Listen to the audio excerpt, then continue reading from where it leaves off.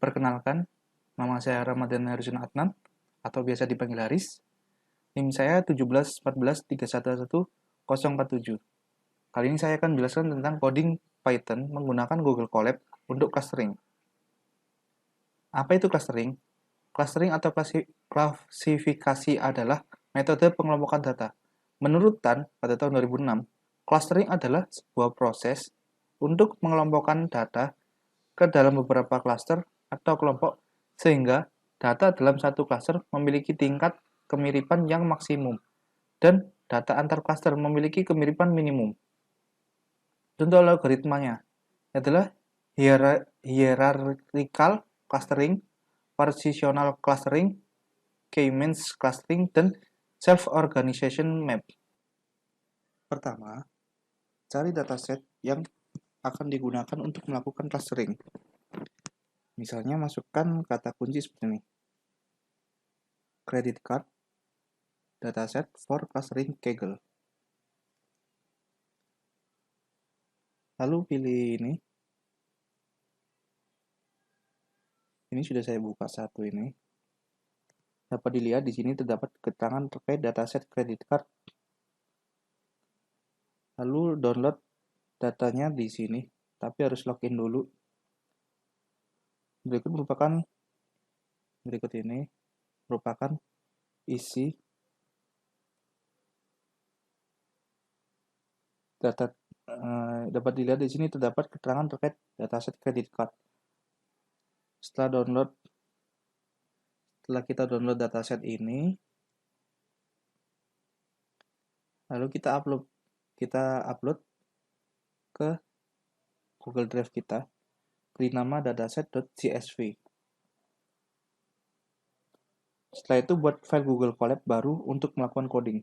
Di sini saya sudah membuatnya, jadi kita tinggal membukanya saja di sini. Untuk melakukan clustering data kartu kredit menggunakan metode hierarchical clustering, di sini saya akan menjalankan seluruh codingan yang ada dan menjelaskan fungsinya. Kita jalankan runtime, jalankan semua.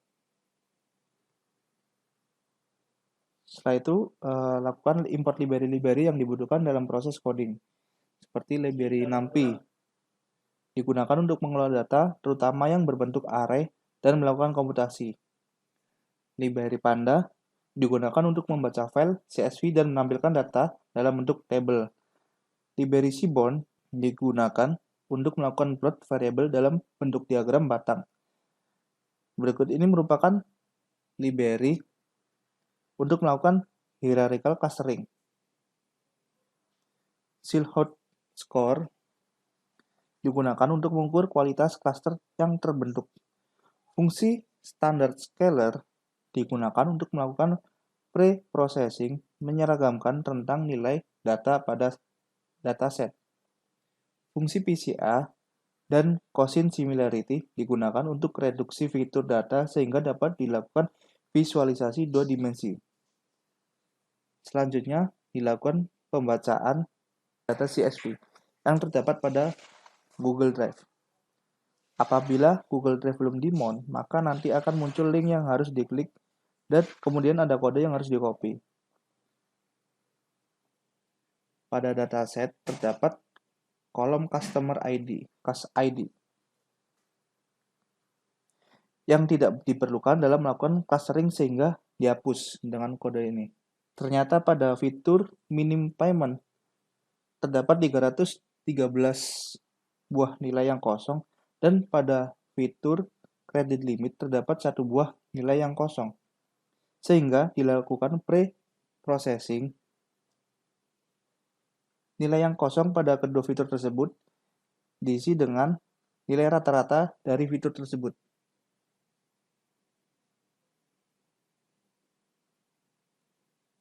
Lalu, pengecekan ulang lagi untuk melihat dataset.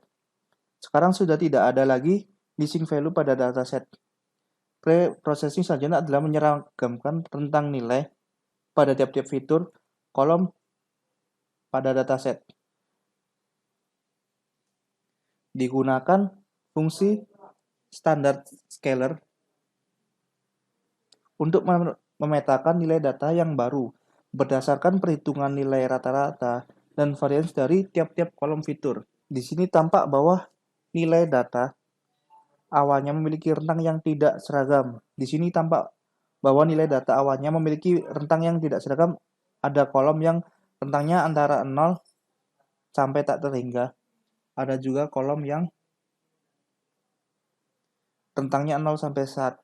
Apabila tidak diseragamkan, kolom yang rentangnya 0 sampai tak terhingga akan dianggap jauh lebih penting daripada yang rentangnya 0 sampai 1. Berikut merupakan hierarki dari data yang divisualisasikan dalam bentuk dendrogram. Hierarki ini menghubungkan data-data yang jaraknya dekat sebagai satu klaster. Hingga yang paling atas adalah garis menghubungkan dua buah klaster yang tersisa.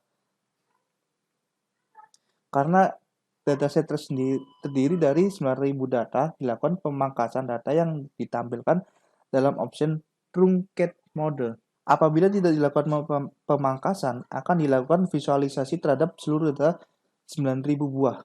Mencari jumlah cluster dengan Silhouette Scores. Untuk menentukan jumlah cluster yang terbaik dapat digunakan Silhouette Score. Dilakukan perhitungan Silhouette Score untuk jumlah cluster 2 hingga 10. Semakin tinggi nilai Silhouette Score, maka semakin baik cluster yang terbentuk. Di sini yang terbaik adalah jumlah cluster 2. Hasil clustering dikatakan baik apabila data-data di dalam satu cluster berbeda jauh dengan data-data di cluster lainnya atau memiliki interclass variance yang tinggi, serta apabila data-data di dalam satu cluster mirip salah satu sama lainnya atau memiliki intra-class variance yang rendah. Di sini dilakukan clustering menggunakan metode hierarchical clustering dengan jumlah cluster 3. Berikut ini merupakan contoh cluster dari masing-masing data pertama, keempat, dan kelima. Di sini dilakukan clustering menggunakan metode hierarchical clustering dengan jumlah cluster 3. Berikut merupakan contoh-contoh cluster dari masing-masing data pertama, keempat, dan kelima. Sama-sama berada di cluster 1. Kita lihat di sini. Data ke-1, data ke-4, data ke-5. Apabila diamati pada dataset aslinya, memang terdapat kemiripan antara data 1, 4, dan pada 5. Beberapa kolom 3 data tersebut memiliki nilai yang berbeda jauh dengan data ke-2 dan 3. Di sini dilakukan visualisasi frekuensi nilai suatu fitur dan masing-masing cluster. Sebagai contoh untuk fitur balance pada cluster 1,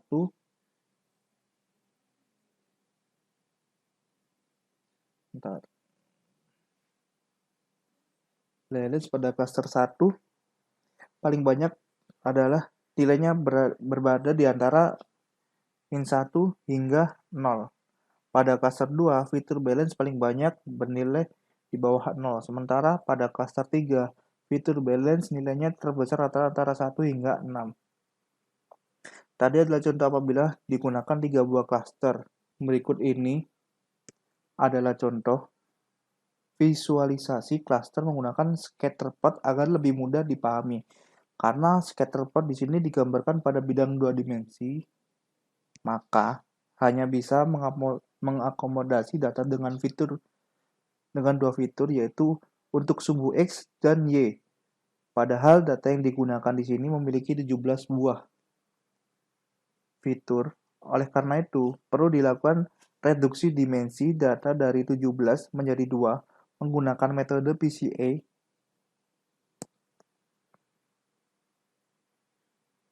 Di sini dijelaskan bahwa komponen yang diinginkan adalah 2. Setelah terbentuk data baru dengan 2 buah fitur yaitu X dan Y, dilakukan pewarnaan dan pelabelan pada cluster. Berikut ini merupakan scatterplot hasil visualisasi clustering dataset kartu kredit ke dalam 3 buah cluster.